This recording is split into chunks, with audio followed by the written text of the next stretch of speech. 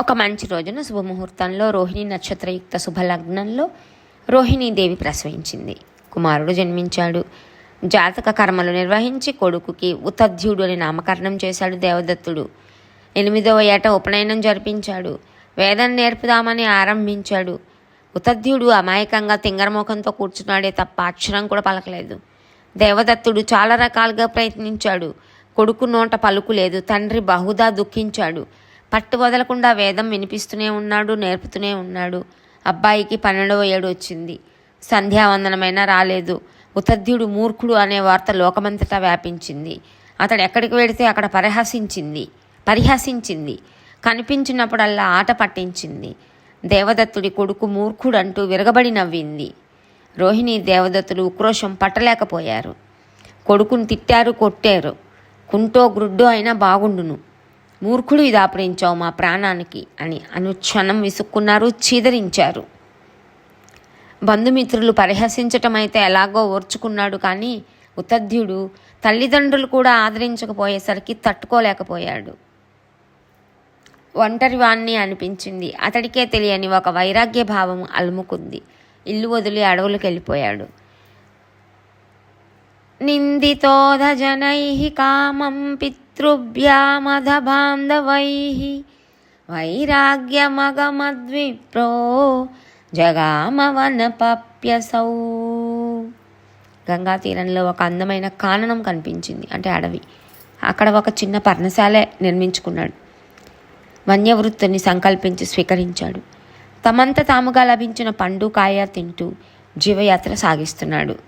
మాట లేకపోవటంతో సత్యవ్రత దీక్ష స్వీకరించినట్టయింది. సడలని బ్రహ్మచర్యం ఉండనే ఉంది. సౌనకాది మహామునులారా, వ్యాసుడు శ్రద్ధగా ఆలకిస్తున్నాడు. లోమసుడు అనంతర కథ కొనసాగించాడు. ఉతధ్యుడికి ఒక మంత్రం లేదు, ఒక జపం లేదు, గాయత్రి లేదు, సంధ్యావందనం లేదు, పద్మాసనం లేదు, ప్రాణాయామం లేదు, సమిధలు లేవు, హోమాలు లేవు, ఏమీ లేవు. ఉదయాన్నే లేస్తున్నాడు, దంతధావనం చేస్తున్నాడు, అమంత్రకంగా కాకి మునిగినట్టు గంగలో మునుగుతున్నాడు. ఆకలేసినప్పుడు అప్రయత్నంగా అమరింది తింటున్నాడు. పర్ణశాలలో కూర్చుంటున్నాడు. ఉలకడు పలకడు. పేరడిగితే చెప్పడు, చెప్పలేడు. చూసిన వారు ఇదేదో గొప్ప మౌన తపస్సు అనుకున్నారు. సత్య తపస్సుడు అని పేరు పెట్టారు.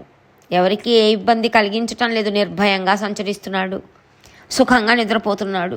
ఎప్పుడూ ఒకటే విచారం, నాకు చావు ఎప్పుడో కదా. మూర్ఖుడిగా జీవించటం కన్నా మరణమే మేలు. దేవుడే నాకు అన్యాయం చేశాడు. మూర్ఖుడిగా పుట్టించాడు. ఇందులో మరింక ఎవరి దోషమూ లేదు. ఉత్తమ జన్మమే ఇచ్చాడు, కానీ నిష్ఫలం చేశాడు. గొడ్డుటావులాగా, గొడ్రాల్లాగా, కాయని చెట్టులాగా నా బతుకు నిష్ప్రయోజనం అయిపోయింది. అయినా దేవుణ్ణి అనుకొని ఏం ప్రయోజనం? నా కర్మ ఇలా ఉంది. పూర్వజన్మలో ఎవరికి ఒక పుస్తకం ఇచ్చి ఉండను, ఒక పాఠం చెప్పి ఉండను. అందుకనే ఈ జన్మలో ద్విజుడిగా పుట్టి మూర్ఖునయ్యాను. తీర్థాలు దర్శించి ఉండను, తపస్సులు చేసి ఉండను, సాధువుల్ని సేవించి ఉండను. అందుకే నాకు ఈ శట జన్మ. తెలివి తక్కువ వాడిగా పుట్టాను. నా తోటి మునిపుత్రులందరూ వేదశాస్త్ర పారంగతులయ్యారు. నేను ఇలాగే ఉండిపోయాను. ఎంత పాపం చేసుకున్నానో. పోనీ తపస్సు చేసుకుందామంటే ఒక మంత్రం రాదు, ఒక తంత్రం రాదు. ఎంత వ్యర్థం నా బతుకు. ఒక్క మొక్క అబ్బి ఉంటే ఏదైనా సాధించగలిగి ఉండేవాడిని కదా. ఇప్పుడు ఏది దారి, ఏం చేయాలి? అంతా నా భ్రమ. కానీ చదువుంటే మాత్రం అన్నీ సమకూరుతాయా? దైవం అనుకూలించకపోతే పౌరుషం పనిచేస్తుందా? శ్రమ ఫలిస్తుందా? అనుకూలిస్తే పురుషకారంతో పని ఉందా?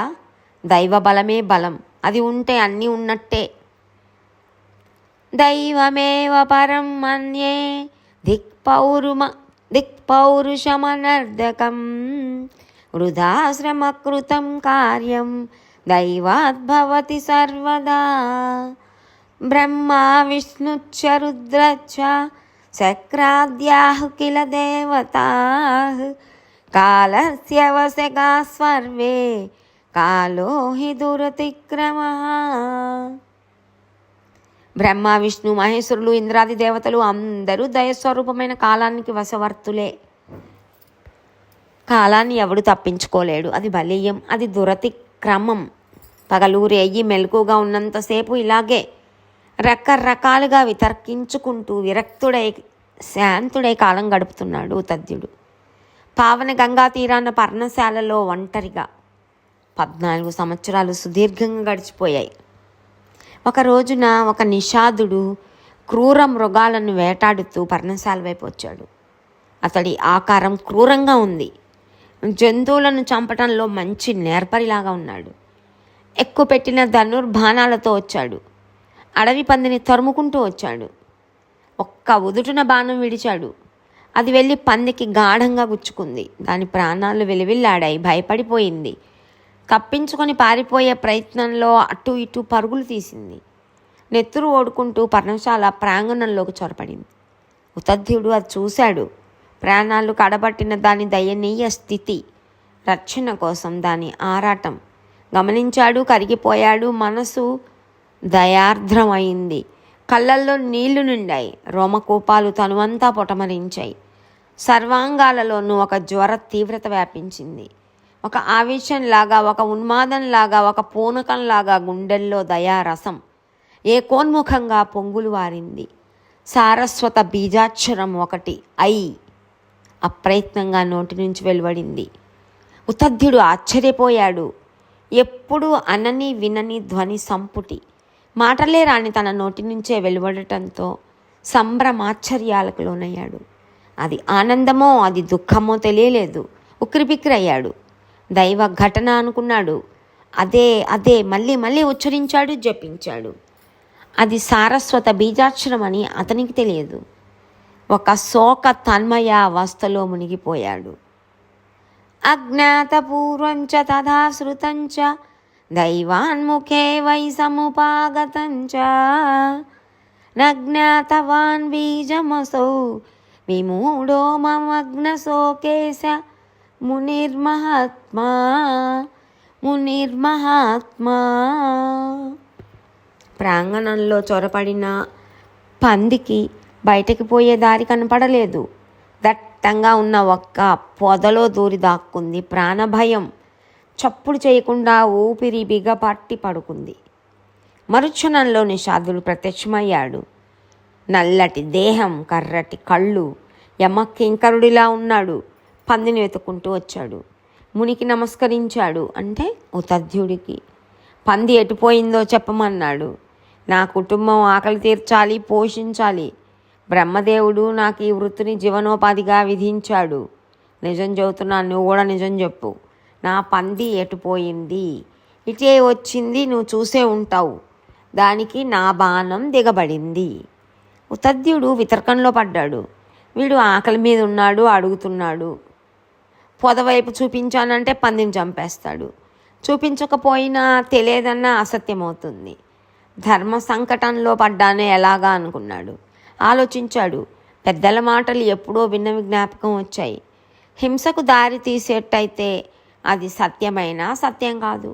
దయాన్వితంగా అసత్యం చెప్పినా అది అసత్యం కాదు, సత్యమే అవుతుంది. నరులకు ఏది హితమో అదే సత్యం తప్ప మరొకటి కానే కాదు.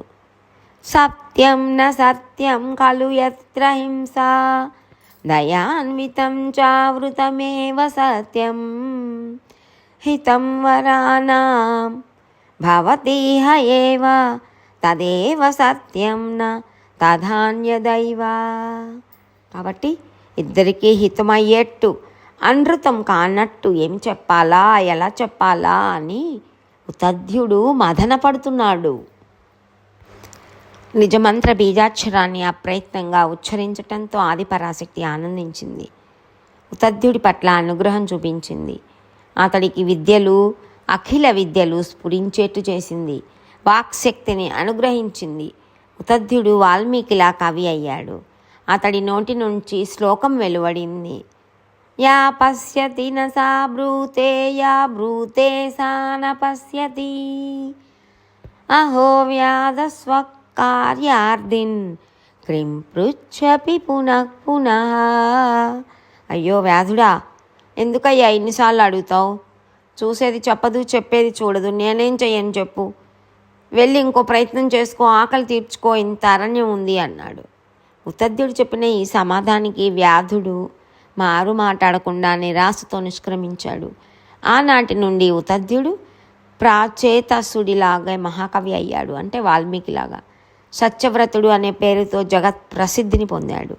సారస్వత బీజాక్షరాన్ని నియమపూర్వకంగా జపిస్తూ పండితుడే పేరు పొంది భూమండలం అంతటా సన్మానాలు అందుకున్నాడు. తండ్రి స్వయంగా వచ్చి కొడుకుని ఇంటికి తీసుకెళ్ళాడు. ప్రతి పర్వదినాన మేమంతా ఇతడి కథను తలుచుకుంటూ ఉంటాం, అతడి గొప్పతనాన్ని చెప్పుకుంటూ ఉంటాం. జనమేజయ, ఇది ఆనాడు నైమిషంలో లోమేశుడు చెప్పగా నేను విన్న ఉతద్ధుడి కథ. కాబట్టి ఆదిపరాశక్తి ఏకైక ఆరాధనీయ, సుఖసేవ్య, ఆసు సంతోష నామాక్షరాన్ని అనుదిష్టంగా ఉచ్చరించినా చాలు వరాలు కురిపిస్తుందంటే ఇక నియమపూర్వకంగా జపించిన వారికి, దేవి యజ్ఞం చేసిన వారికి సకల వాంఛలు సిద్ధిస్తాయనటంలో ఆశ్చర్యమేముంది, అనృతమేముంది. అసలు అందుకే కదా అమ్మవారికి కామద అనే ప్రసిద్ధి. కామద అంటే కోరికలను ఇచ్చేది. ఒక మాటలో చెప్పాలంటే ఈవేళ లోకంలో వివిధ భోగాలను అనుభవిస్తూ సుఖపడుతున్న వారంతా దేవిని అర్చించిన వారే, కష్టాల పాలై దుఃఖాలు అనుభవిస్తున్న వారంతా అర్చించని వారే. అందుచేత జనమేజయ, భక్తితో దేవి యజ్ఞం ఆచరించు అని వ్యాసుడి ఉపదేశంతో జనమేజయుడు సంతృప్తి చెందాడు.